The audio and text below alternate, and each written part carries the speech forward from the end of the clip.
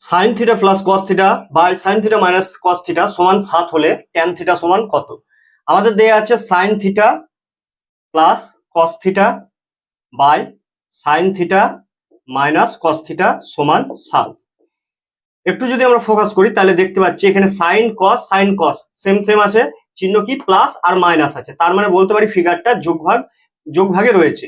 এই যোগভাগ ফিগারটাকে আমরা কি করছি, আবার যোগভাগ করছি, তাহলে যোগভাগ করলে পরে কি পাবো, প্রথমটা বাই দ্বিতীয়টা, অর্থাৎ sine theta by cos theta সমান ডান দিকে 7। এখানে যদি আমরা যোগভাগ করি, হরে কত আছে, হরে 1 আছে, তাহলে 7 প্লাস 1 লবের সাথে একবার হর যোগ হবে, 7 প্লাস 1 আগে যোগ, তারপরে কি করব 7 মাইনাস 1 বিয়োগ, অপারেশনটা হচ্ছে যোগভাগ করে